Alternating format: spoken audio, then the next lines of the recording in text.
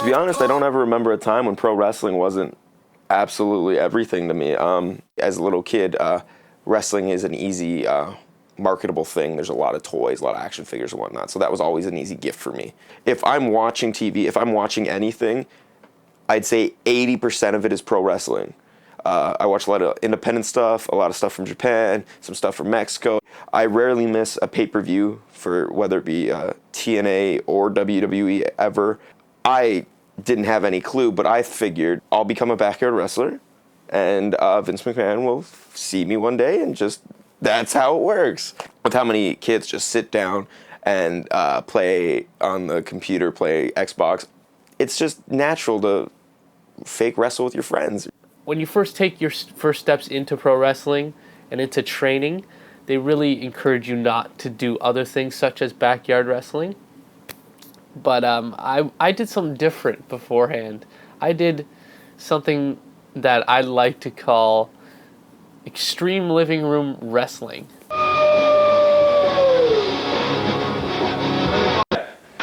Definitely. Oh, double J. Woo! Oh, dog. Where? Oh. I'm trying to get off the aluminium. What you doing? Oh, no! It was a blast, let me tell you. But when you look back at it, it probably wasn't the right thing to do. But to be honest with you, if I didn't do that, I wouldn't be half the wrestler I am today. I don't know if I ever met him at the time, but I was on MSN, I believe it was, and Alex Bruno added me. When I started training, he hated my guts because I was trying to show him up, he thought. And I was always messaging him when he had no idea we've never met. Hey man, I saw you wrestling. We'd have a sweet match together. I thought I was just like some superstar at this time, and some fan is just talking to me, and I'm just, who is this peasant? And then he came to training a short while after, and we met, and he was a small guy, and I was a small guy. So immediately you have that bond there. And no one wanted us around. We just didn't care. We had each other's backs, and we went for it. Then we eventually became best friends. We realized we were too small at the time to take on the pro wrestling world singles, being this small. But if we're tag teamed up, like, we're a little bigger now, right? So maybe we'll do that. And now we are tag team champs. Look at that, eh?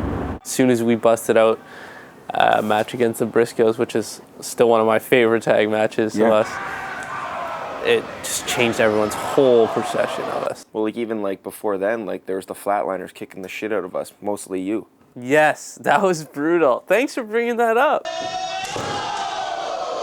They beat the shit out of me. I saw them recently, and I told them, let's have another Reckless ladder match. And they were like, we're reckless? Yeah. You guys are reckless. These guys are like 300 pounds tossing us around with ladders, and we're not. We're the one who's reckless. Promo pictures, promo. You're the first man I gotta face, you're the first man I gotta beat. And I'm not gonna get mad, but I am gonna get used to shaking your hand after the match as you congratulate me on a big win. You got the script? Excellent, thank you, sir. You'll get there, talk to the promoter, you'll find out where on the card you are, how much time your match has, and who's winning or losing. And then at that point, you find your opponent, you talk about what you want to do, kind of put the match together in your head, maybe run through it a few times. It's a lot of improv out there as well, too. A lot of people think when I wrestle, I meet up with the guy halfway through the week, we get in a ring, we go through everything spot for spot. It's nothing like that. It's fairly rare for us to practice anything. It's usually just me saying, hey, how about I do this here, and then you can do this. Yeah, okay, cool, I like that. And that's it. As much as it is a dance, like it's a very dangerous dance. I guess it's simpler than most people think, but in the exact same way, 100 times more difficult. We're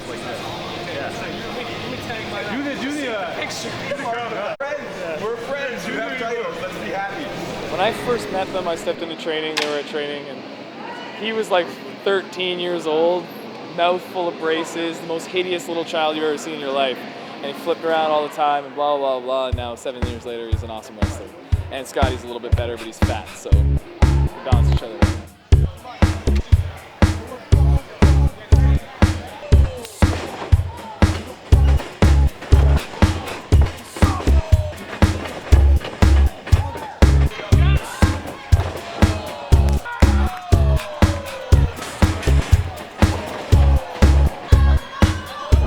You'll always notice in wrestling there's a good guy and a bad guy. Bad guy gets that crowd going, the good guy gets that crowd behind them, and you have it set in stone. As long as they're there, the entertainment value is always going to be up. We're not trying to cripple each other out there, but we are hitting each other. I mean, this is real. There's this much of padding under that ring, and when you're my size, everything hurts. I go in the ring with a guy, whoever it may be. I may have just met this guy. I'm literally at times putting my life in his hands. He can dump me on my head, he can punch me in the face, he can cripple me, but he doesn't. There's a camaraderie in wrestling like nothing else.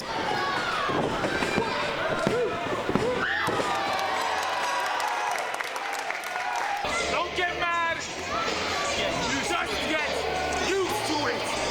Yes!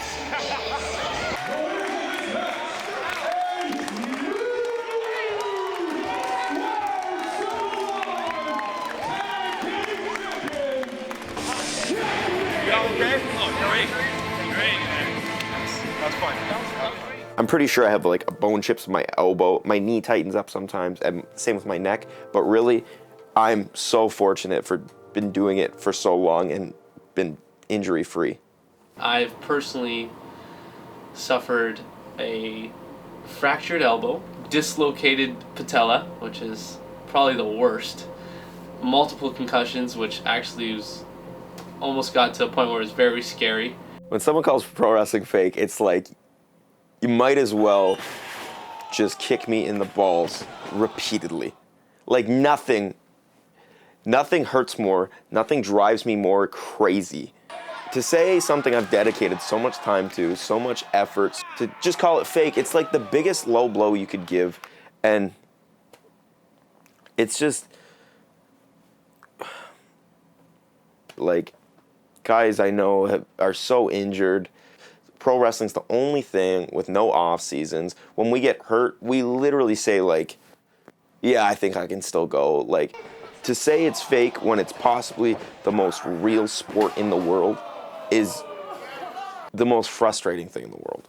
I do not like when people call pro wrestling fake. I'll say it flat out. I mean, people could say it 100 times to me, but I always say, get in the ring and try.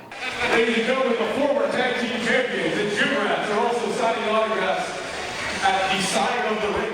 The pay in professional wrestling for what we do and we put our bodies on the line for is not properly set. There is not a lot of money in independent wrestling.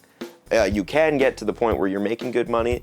I'd say 90% of the guys, there's not a lot of money. That's why we rely so heavily on merchandise and whatnot. $5. Okay. You have 10. We're gonna need change. I got change. Yeah, this is why I have a tag team card. Wait. I get paid for what I love to do. And that's something that, I mean, I can't complain about. But if I was not getting paid, I would probably still do it because this is a dream. Getting paid to live my dream on weekends is pretty spectacular. Sometimes I feel like I'd pay to do it. Like, I love it that much.